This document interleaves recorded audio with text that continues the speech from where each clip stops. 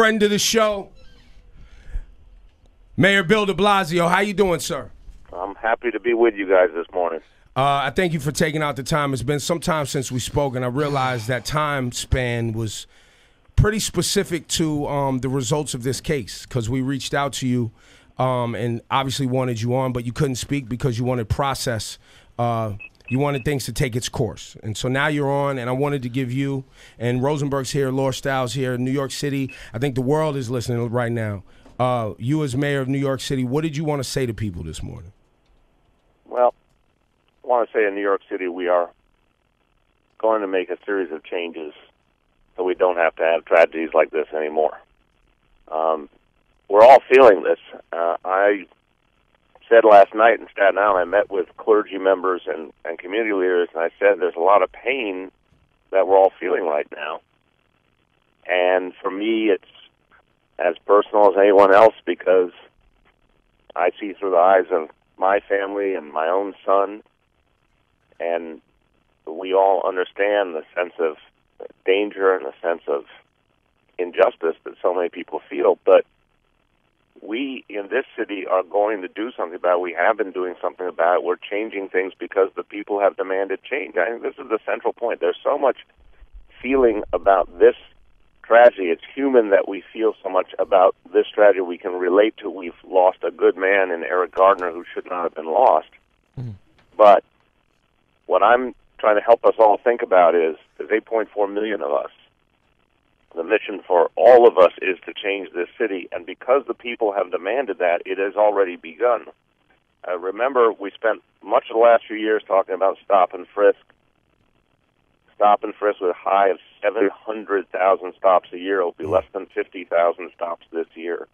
We've talked about how marijuana arrests saddled decent young men of color with a criminal record. We've changed that policy. In the first 2 weeks of change, marijuana arrests are down 61%. 61%.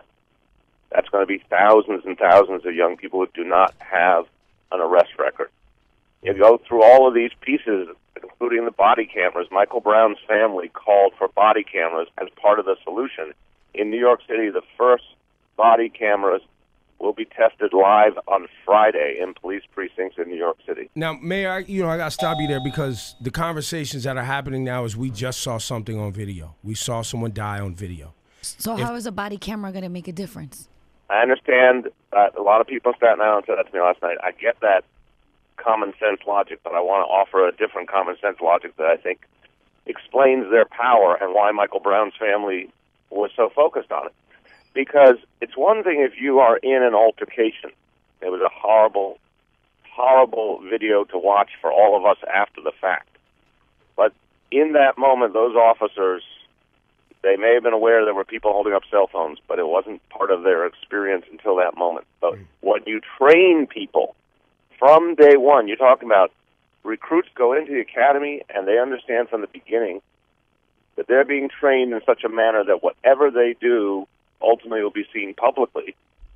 They're wearing a camera. It's a reminder every hour of every day to comport themselves the right way. By the way, a lot of cops believe the camera will show that if they do things right, if they follow the way they were trained to do things right and treat people properly, that it will vindicate them. So I think it's very, very different when it's something systematically part of your training as opposed to something that happened just in one moment. And also when you train people differently from the beginning. Remember, Commissioner Bratton did something that's never happened before in this city. He said we're going to retrain every police officer in how to work differently with the community and how to de-escalate, in how to wait for backup before confronting a situation, use less force whenever possible. You're talking about something that changes the nature of things when you train everyone in a whole different philosophy. So none of what I'm saying is going to bring back Eric Garner and make people feel less pain today. But what I'm saying, I think, is going to be the reason why there won't be more tragedies in the future. So, Mayor de Blasio, in that last statement, it sounds like you feel, after you watched the video, that other officers that were there in that moment should also hold some responsibility for the death of Eric Garner. I'm very aware that it's not my place to judge. I want you to hear this for what it is, because it's something important to me. I don't judge any judicial proceeding. I don't judge any investigation that I'm not a part of. I watched the video of the human being, and I saw a man die who shouldn't have died. And I saw him, crying out for his life in a way that made me just feel something went horribly wrong and can't happen again. But in terms of each piece of this process, now the United States government is getting involved. I spoke to the Attorney General Eric Holder last night and the U.S. Attorney Loretta Lynch. They now are moving their investigation, and they've promised to do it quickly. The police department has its own entirely different investigation and has its own set of charges that it may choose to bring. Those pieces I respect, and they have their own weight in this, but I don't get into the minutia of it. I get into how do we change the overall situation for the people of the city. And that's your way of basically telling me that you don't want to imply that those other officers need to be disciplined as well. I get it. I understand. Rosenberg? Hey, Mayor. What did you talked about your son quite a bit, and you are raising a black man in America, which we know is a challenge. It's and a scary situation these days. What did you say to your son directly about the results of Michael Brown, Trayvon Martin, and now Eric Garner? Well, it's a conversation that's really much less about any one case. It's something much bigger. And I think a lot of families in this city can understand what I'm saying. It's kind of tragic that we are not surprised when one of these tragedies occurs, And by the way, even beyond the question of race in America, and I've said very, very clearly in these last days, let's be clear about this is not based on decades of racism. This is based on centuries of racism. We've become somehow used to the notion that these tragedies will occur. We've also become used to the notion that there'll be people go on college campuses and start shooting around a campus, which is another sickness we need to address. But I think for Dante, we've talked about these things for so many years, and he's such an aware young man. He's an extraordinarily knowledgeable young man that he didn't need me to tell him what might happen here. But much more importantly, and I know Dante feels this, is we need to get to something much more fundamental. It can't be that because one thing went wrong, horribly wrong in one situation, we think there's nothing we can do. We have to get back to what we are about as change agents. And I say to people, remember, if I had been on your show in 2012 and we were talking about stop and frisk, you might have felt at that point over 700,000 stops the previous year. You might have said, this is a problem we'll never change. Well, yeah, because 30 of them happened in this room to one of our coworkers, Shawnee. Right? Exactly. And you might have felt it was a problem that was age-old and unmovable. But people in this city were so deeply energized and activated, mobilized to go out and do something about it. That changed the whole conversation in the city. That changed the election. That changed everything. That's one step. There's a lot more we have to do. But that's one example of the power of the people to make change. And I think right now, that's where we have to focus on. Every one of us has to demand the kind of society we believe in. And we have some evidence in this city that it's having an effect. And that's what I got to focus people on, the things that we can do as a city to say, this is where we are going. We're not turning back. Mayor de Blasio, before we let you off the program, I want to have a conversation so I can hear from you and the people can hear from you about these quote-unquote quality of life crimes.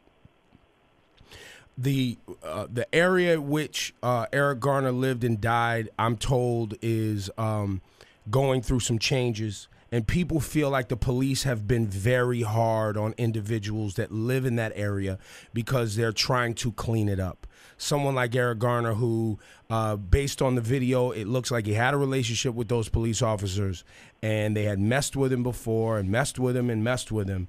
And a lot of people feel they were doing that because they were, quote unquote, cleaning up the area because some new buildings were built in that area.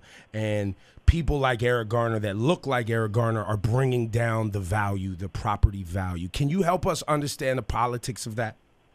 Yeah, I understand why some people have drawn that conclusion. That doesn't represent my values, and that doesn't represent what the city government is trying to do here on behalf of our people. You know, Eric Garner was a decent man.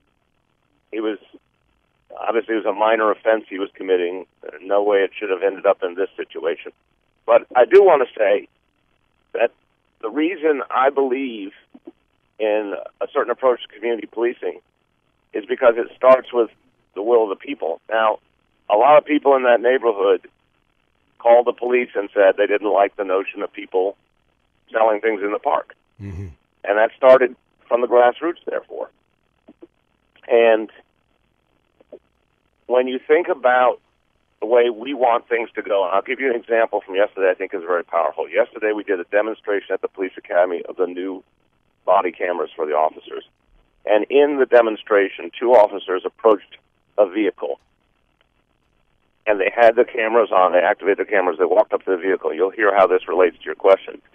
And they introduced themselves. They explained to the person posing as the motorist why they were stopping them. And they were recording the whole thing. And the point is, we were not only seeing for the first time what it looked like for an officer to be recording from their own body from a camera on them. We're also seeing the fact that the way they're being trained today is explain why they are there. See if there's a way to resolve the situation. You know, if there's something that seems like it might end up in a conflict, call for backup. Try to de-escalate. It's a whole different thing than, unfortunately, what the previous training had provided. Mm. And that doesn't solve, again, I never will bring back Eric Garner, the person Eric Garner. And that's a tragedy. But it does mean that if we're going to say to our officers, you will only succeed with the community. You're only going to succeed if you become partners with the community, which means communicating with people differently, showing them a different respect. One of the things they're talking about at the academy right now is don't curse. Don't curse at the people you serve. It's a small thing, maybe, but it sure sends a powerful message about respecting that officers work for the people. So if we do this right, and we're very devoted to it, I'm devoted to it, Commissioner Bratton's devoted to it, we are going to have a police force that lives out that notion of respect. And yeah, there'll be times when one neighbor calls the cops on another neighbor, potentially for a very legitimate reason, and that's not going to be fun for that cop to have to go in and resolve that. But if it's done with greater respect, and if an atmosphere of respect pervades the city and the relationship between police and community, you'll see a lot of these things de-escalate. And that's where we need to go. Mayor de Blasio, what message do you have to all the people from all walks of life that are very emotional, that have been protesting in the streets of New York City? I think it's powerful that you ask the question that way. It is about people of not only all walks of life, all races, all faiths. This is, I said last night, this is not a black problem or a problem for young people. This is an American problem. This is a problem for all New Yorkers. And I think the response you've seen is quite universal. A lot of people feeling pain in this moment, a lot of people demanding change. My response is, you're seeing it before your eyes because you already demanded it. You're seeing many fewer stops. You're seeing many fewer arrests for marijuana. You're seeing police being trained in an entirely different way. You're seeing now we have oversight in a way we never had it before. We have a police inspector general, independent inspector general. We have a civilian complaint review board that's been made strong and pertinent again, so it can provide a fair outlet for civilians who have concerns about their contact with police. So all these things are changing right now because the people demanded it in this city over the last few years. So keep demanding it. And what do you? Keep and demanding Mayor, it. And Mayor, on that note, I was going to say, what do you, in this specific moment where people are so hurt and have lost so much faith?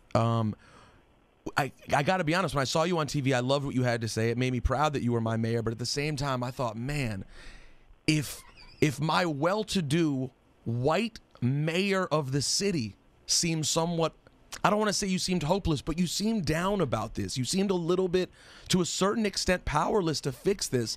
What can you say to other people who feel powerless every day when they see something like this happen?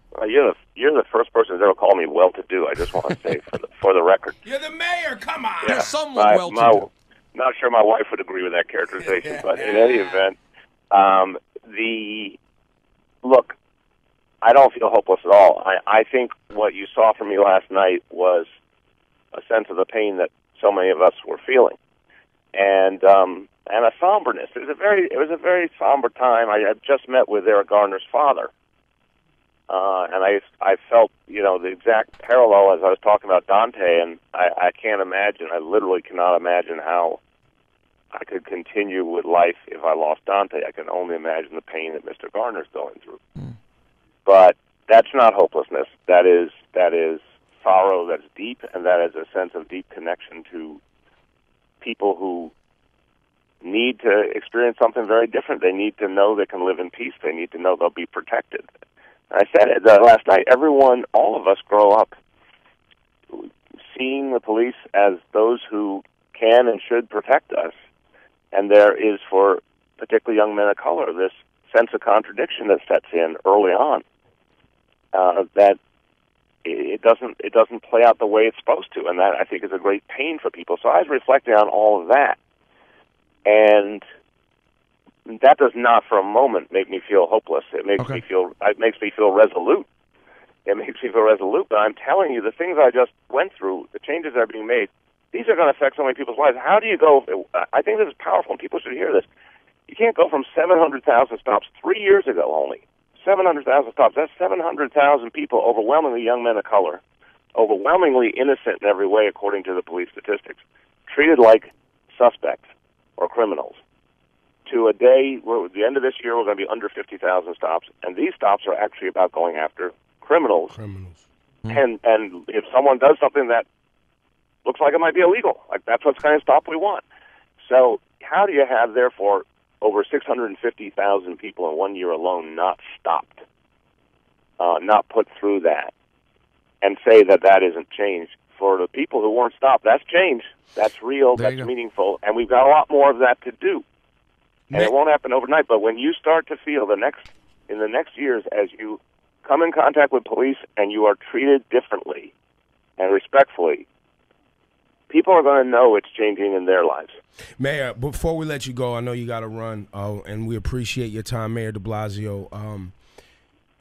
These cases and the pain that we feel, a lot of times we feel that the police act like they're above the law.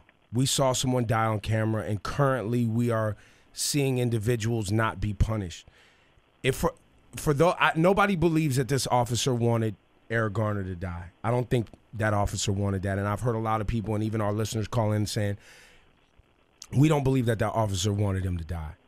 But he did die. How is it that a prosecutor and a grand jury can't even get us a court case? How is that? And the dynamics of Staten Island, a lot of people like calling in, talking about the haves and have-nots, the racial divide on Staten Island, it being a conservative borough. You as a politician, you understand the inner workings of all of these things. How do you articulate that to people? Well, the first thing is the fact. The fact is that I got a call from the Attorney General of the United States last night, and the U.S. Attorney is pursuing this case. So it's bigger than Staten Island. It's bigger than Staten Island, and people should respect that each one of these pieces of the equation matters. When the Attorney General's paying attention, that matters. When the police commissioner, and this police commissioner has devoted himself to the reform of the police department, and he says we're going to do our own internal investigation, that makes clear that that's going to be an investigation that can have consequences. So I do think it's hard to have patience, but people have to respect the toll. And there's precedents. There's precedents in the Anthony Baez case where there was a chokehold, and that officer, Francis Lavoti, spent 7 years in federal prison, and the family got paid millions. So I think that's the question of what we have to understand about the judicial process. But the second point you made, I said last year, I say this year, we're living a tale of two cities. Yes, we are. In many ways. There's a racial divide. There's a profound economic divide. Part of that comes out in policing issues, and I've talked about some of the things we're changing. But a lot of it gets back to economic reality. A lot of people in Staten Island are struggling. A lot of people of color are particularly struggling. And it does get back to jobs, that actually are enough to feed a family on, and that's why we're trying to raise wages and benefits. It gets back to better education for children, and that's why we're doing pre-K and after school. It gets back to a lot of changes that, Lord knows, will take years, but will start to reduce the inequality in a way that also brings a difference to the overall relationship between people of different backgrounds. That is a huge mission, but let's be clear. You can fix policing, if you will. You can improve the relationship between police and community, but if you have all the other social and economic inequalities, you've only gotten so far. Our job is to actually address the root cause. Mayor de Blasio, ladies and gentlemen, give it up for him. Thanks for taking the time, Mayor. We really appreciate it. Thank you, Mayor. Thank you very much. Hey, Take and care, guys. once again, you have an open door policy here, so you can reach out to us anytime. I'll be back. Thank you very All right, much. there it Take is. care.